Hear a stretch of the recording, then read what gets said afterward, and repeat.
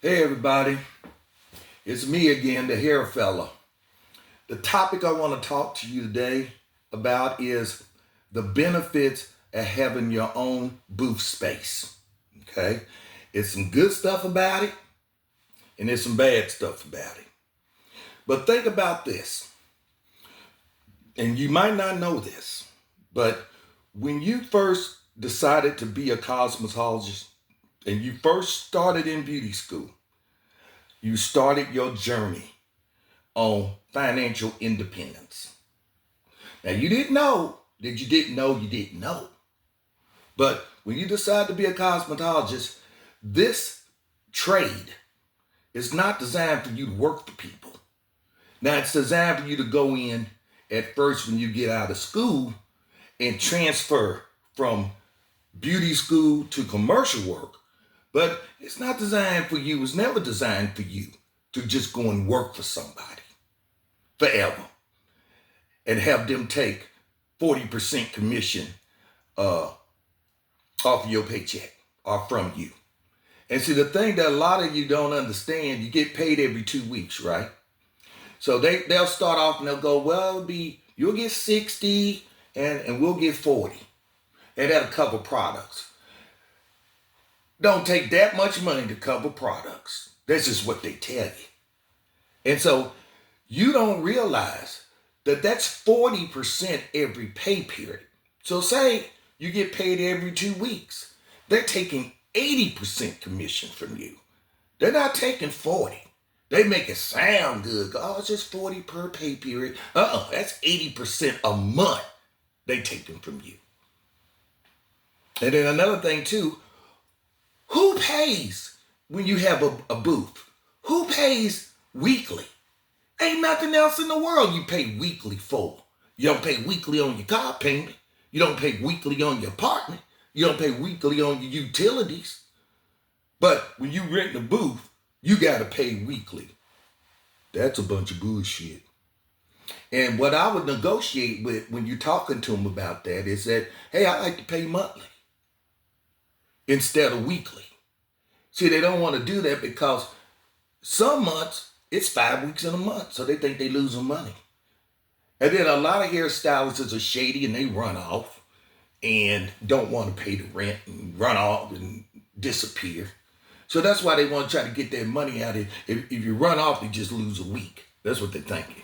But if they were smart, I would just add a little bit more onto it and go, okay, you pay me monthly, because that'll make up for me when the 5 weeks come around in some of the months. But no, they don't want to do that. And the reason why they don't do that, because we don't demand it. This business is about 97% women. A lot of women don't like to negotiate. They hate it. I'm not saying all women. I'm just saying some. And they know that. So they'll just tell you, they'll know you'll take whatever they want to give to you. I ain't. Because I learned. And I'm sharing it with you. You can easily walk away. Don't worry about it. You can walk. It's other places out there that booth rent. I have worked in places that I negotiated to pay monthly. It can be done. Okay? So that was the first topic I was talking about. You ain't designed to work for everybody. This is a business you need to go out and make your own money and work for yourself. Put yourself in the I know you're young, and I know you right out of school, and you need to get into place, build you your clientele. If you get a certain amount of clientele, at least I left when I had about 450 clients, I left on my own. And I knew that I could retain them. And I left it. And I ain't looked back. Another thing too, in this, to get a booth and to get started, it takes just a small amount of money. You don't need a ton of money like some of these other businesses have to have. I started my business $745. That's when I started my business. That's what it took for me to pay my first week's rent and buy my supplies. So you don't need a whole lot of money to start the business. Another thing, bad thing about it, now you ain't commissioned. You got to pay for your own supplies. So don't go out and buy a whole lot of stuff. Get your little starter kits like I did. I would get just one of this, one of that, I didn't go out and buy a whole retail full of products and stuff because you're trying to gain revenue. See, the thing is though, ain't how much money you make. It's how much money you can keep. So you don't want to be blowing all your money right off the bat to start off this business. And don't put a whole lot of crap in your studio. You don't have the money for it. You need that money for revenue to secure your rent and to keep your supplies going. Another thing too, you gotta pay your taxes. It's a damn shame you gotta pay an uncle you never met, but you gotta pay your taxes. Or they gonna come back on you and hit you hard. Happened to me before. You gotta get insurance too, malpractice insurance. It's not that expensive. You get malpractice case, some lady slips and falls and busts her head in your salon. Or you do a bad chemical service and burn somebody. You need malpractice insurance.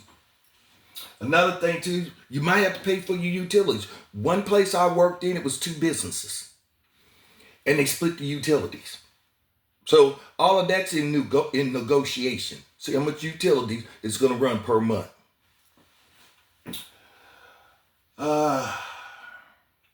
In this business, you don't get sick days. You get your own business, and you don't get paid vacations. So, because you're starting your own business, so you're gonna have to manage that when you want to take off, or you want to take off 3 or 4 days. That's up to you.